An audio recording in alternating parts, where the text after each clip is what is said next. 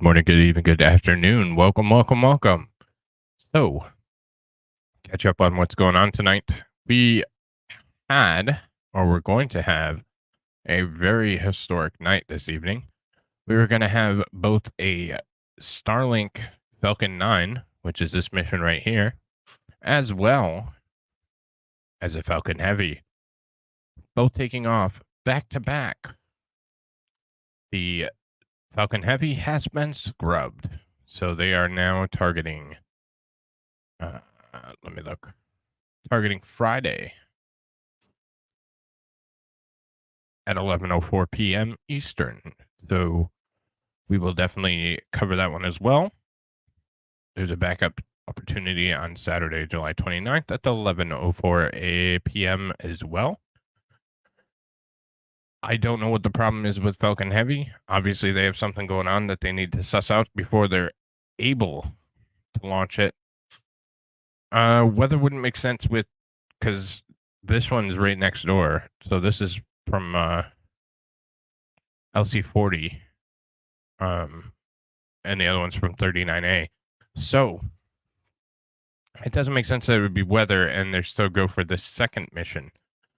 But we're going to at least watch a Falcon 9, mission profile. If you don't, here it is. 35 minutes, T-minus 35. We get RP1, T-minus 35. We also start loading liquid oxygen. That's at very, very cold cryo temperatures. Then at about 19 minutes later, we begin loading liquid oxygen into that second stage. 7 minutes, we begin chilling the engines. We got to cool them down so they don't stress crack in the heat. 1 minute, the flight computer takes launch or pre-launch from the actual rocket or from the mission command. So that's when we are pretty much a go. We also get simultaneous propellant tank pressurization. So that's always interesting as well. 45 seconds, we get a go for launch, go, no go poll with all the systems, and a final go, no go. T-minus 3 seconds, engine controller command, ignition sequence start, and at T-minus 0, we get a liftoff. Same mission profile that we've seen before. We're going to launch. We'll have an ascent. Our stage will separate. It will flip. Then we'll see those fairings separate, and that's where we'll probably cut off the coverage. A little bit longer, the payload will separate, and the Starlink satellites will separate as well. While this is all happening, we'll see the grid fins deploy, and the Falcon 9 autonomously guide itself back into the atmosphere. It will relight the engines a couple different times, once for an entry burn and once for a landing burn, and it will communicate and land autonomously on the drone ship. This is pretty similar to what we've seen before. So we'll see that. Our Starlink deployment is 1 hour and 5 minutes T plus time today. So that's the mission profile. It's looking beautiful this evening. T-minus 4 minutes. We have a strongback retract. We are from Kennedy Space Center in beautiful Florida. From the rocket. And once F9 takes off from the pad, it'll I'll say hi to everybody while we're going. Belandris, what's up, buddy? Dog Mama, hello. So the strongback, also referred to as the TE Sean, what's up, buddy? Is that large structure that you see next to Falcon 9 Parabellum. and what we use to route electrical connections. Yeah, I know. They move rockets around. Why are you fucking dead? Coming up dead? next at T-minus 3 minutes, we should hear that stage 1 has completed liquid oxygen loading. Barb, hello. Hey, no worries. They moved around times because they're not launching both, just the one. So, hey, will call. And that looks like everyone. Thank you for joining me. We're going to see a nice launch here. I hope that we actually see a launch here. That would be great. We've got kind of launch blue-balled recently. So at T-minus 3 minutes, You heard that call out. We first have stage is fully loaded with RP1 and locks, and we're awaiting completion of LOX load load on the complete. second stage in We're about starting to 50 see the seconds puffy from now. stuff.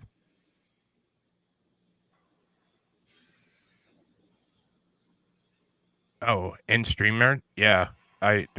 It's not loud. Those white clouds around the It's vehicle not are loud actually on vented chilled actual, gas but from above the LOX tank liquid surface that we vent overboard to maintain pressure in the tank as needed. It's totally normal, and when it's being vented and comes into contact with the humid Florida air, it makes that white cloud that you're seeing. somebody said that once or twice already. Mighty meat. So yeah, we're seeing the puffy stuff. Everything's looking good. That's that pressure vent because once again the liquid oxygen expands once it heats up and it pressurizes the tank to overpressure. They don't want that because then it might go boom. So they vent some of the gases away, and that is pure oxygen. So venting into the atmosphere does no harm at all. As you can see from all that soot on the bottom Stage 2 LOX load is complete. on the bottom We have of a stage F9, 2 LOX the load booster or complete. the That's first that stage of the second rocket stage. that you see on screen is flying for its 15th time today. We also just heard that call out for LOX load completion on the second stage, which means that Falcon 9 is now fully loaded with 1 million pounds of fuel and liquid oxygen. Yes, Jenny. This one is also After in Florida. liftoff This and is stage separation, Yes, close down. this booster is scheduled to land on our drone trip, a shortfall of gravitas. And as this many of you may is already hang know, on. successfully recovering parts of the rocket allowed. Yes, this is in Florida. So there are 2 NASA-approved sites. One is in Florida. One is in Vandenberg Air Force Base. That's because NASA was the only game in town for a long time, and they put them where they wanted them. So, yeah, that's why they are there. They'll continue to be there until other companies start launching from different people. So for launch. LD. which we can hope is very certain. The launch Soon. director has I given don't the even final have go it to up, proceed so for I'm not launch, pinning the so link. let's sit back and watch as Falcon 9 takes our 22 Starlink satellites into space. Go Falcon 9, go SpaceX. 30 It's on internal power. It is counting itself down. We have already had a successful go no go poll. We are go for launch, and we are just waiting. It can SCRUB, but we're not going to talk about that because that would be bad. Clear night in Southwest Florida can. 10, 9, It is going directly 8, east, so you may 7, be able to see it 6, being dark. 5, 4, 3, 2, 1. Engines full power. And liftoff of Starlink. Go Falcon, go Starlink.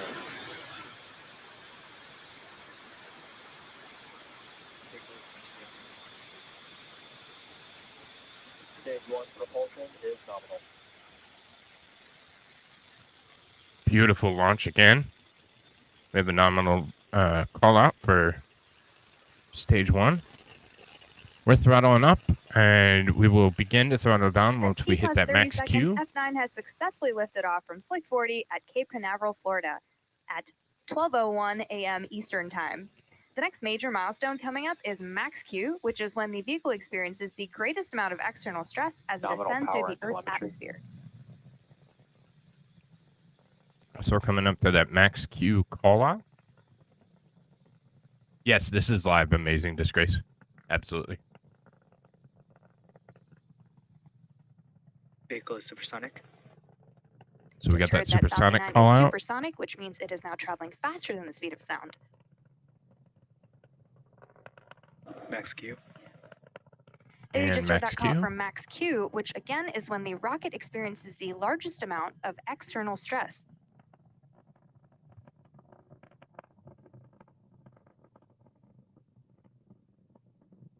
Look at that flame. It's just so beautiful. Every time I see the damn thing. We're now about 1 minute away from a series of key back-to-back events. There is MECO, or main engine cutoff, stage separation, SES-1, or second engine start 1, and then fairing separation. MECO, or main engine cutoff, is when all 9 of the Merlin engines on the first stage shut down. Stage separation is when the first and second stages separate from one another. SES-1, or second engine start 1, is where we light the Merlin vacuum engine on the second stage, and then it's followed by fairing separation, which is when the 2 fairing halves separate, and fall away from the second stage. So let's keep an eye out for those events, as they're going to happen pretty quickly back to back. Beautiful flame plume.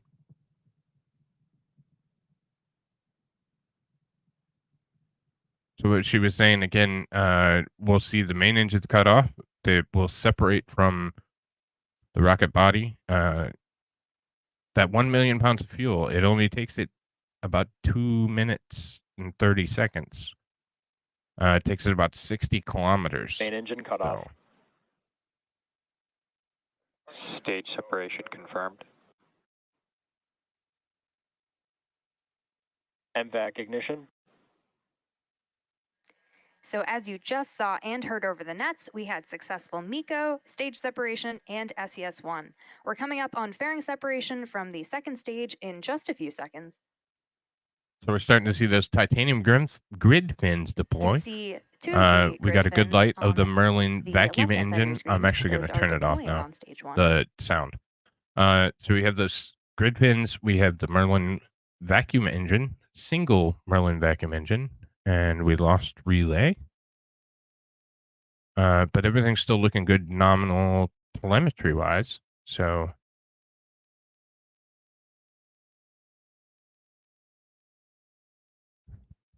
and so when the stage separates, they don't automatically hit the brakes. It's, as you can see, the altitude continues to go up because you have all that momentum going in a single direction. So the rocket is still going to continue to climb, and if they weren't bringing it back to Earth, it would continue to climb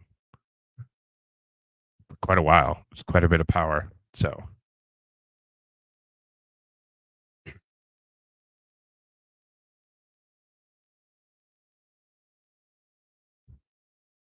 then we start to have, trying to see what's on that left screen, because we're not going to see much from the camera because we don't have an engine light and it's dark. So, and they switch sides of the camera. So that is your Merlin vacuum engine. Vacuum nozzles are bigger because of the gas expansion and because they're not sea level engines. So as we can see on the right side, stage 2 telemetry, we're at 10,000, just a little over 10,000 kilometers per hour. Our altitude is at 146 kilometers.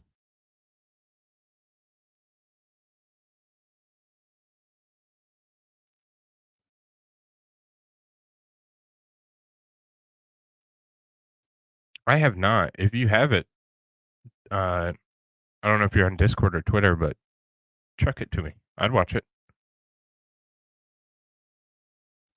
So, like I said, we're starting to see that that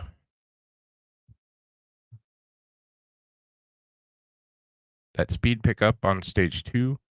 Stage 1, it is flipped. It has done its flip maneuver, and it is returning back to Earth. So it's doing that entry burn here shortly that will slow the speed. Then we'll start to see the speed drastically go down as it encounters our atmosphere and the air gets thicker. And it starts bleeding off significant amounts of speed. So you should see that almost instantaneously once it does the burn.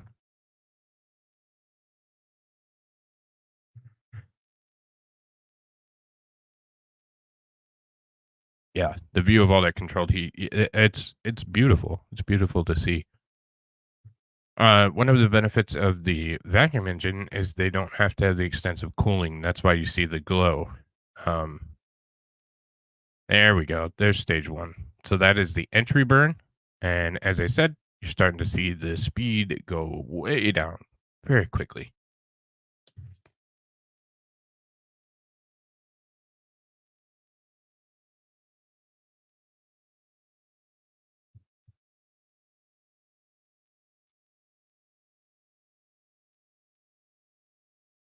And then again, we're starting to see it pick back up a little bit. They might have had an entry burn just a little too soon. It almost looks like now we're seeing the bleed off.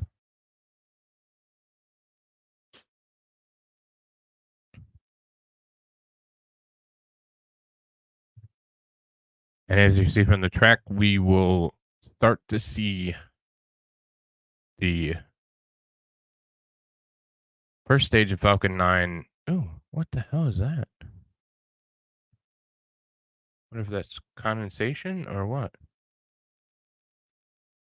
By the time the first stage lands back on Earth on the autonomous drone ship, the second stage will be in orbit or thereabouts. So it's not an incredibly long time. Obviously preparation and all that kind of stuff. It does take it some time, but once you light the candle, it's about a 10-minute ride to space. A little bit less sometimes, depending on the vehicle and the payload. But so now we're at 23,000 kilometers per hour. And we're starting to see that landing on the drone ship. We should see landing lights deploy here very shortly, just before it touches down on the pad. And they did. They fired early and landed a little bit right. So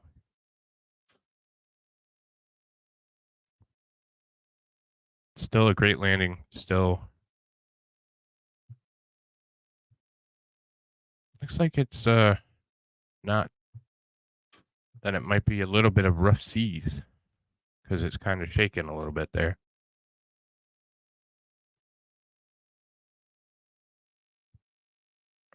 We will watch. So the second engine cutoff.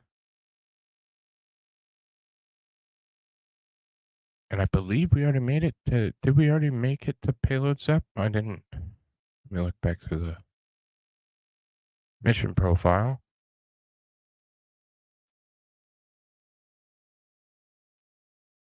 SES-2. Yeah, we already separated our payload fairing. I thought we did, but I wasn't sure. So yet another successful Starlink mission. It is. It is so cool. I did it anyways. Nope. So ladies and gentlemen, that is another very successful SpaceX launch. Falcon 9 and Falcon Heavy missions. And with confirmation of successful first stage landing and second engine cutoff, that wraps up our coverage for now. Be sure to check out our social media for confirmation of Starlink deployment. Thanks for watching, and we'll see you next time. And special thanks to SpaceX for the coverage yet again. It's always amazing. Great job, gentlemen. And like I said, tonight had the possibility to be something special. We were going to see the Falcon Heavy take off shortly, very shortly, within minutes after a successful Starlink mission with a Falcon 9. Unfortunately, the Falcon Heavy was scrubbed and moved to tomorrow, but the Falcon 9 successfully deployed its payload of Starlink satellites. So I'd like to thank you all for joining me. Was anybody able to grab that link or no? What? Here, amazing. Do you have Twitter or anything? I didn't see. I'm sorry.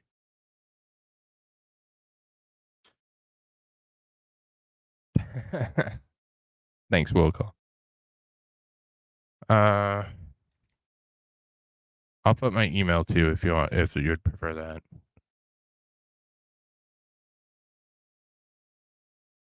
So you can either email me or hit me on Twitter, or there you go. No worries. So yeah, there's my email. So if you email it to me, I can get it as well. So I'd like to thank everyone for stopping by, watching another amazing launch. We will be back here tomorrow at 10:45 p.m. Eastern. And we hope, fingers crossed, to see the Falcon Heavy finally take off, because that's an amazing rocket as well. All right. Take care, y'all. Thanks to Brian for the outro. We'll see you tomorrow. Have a good night, y'all. Check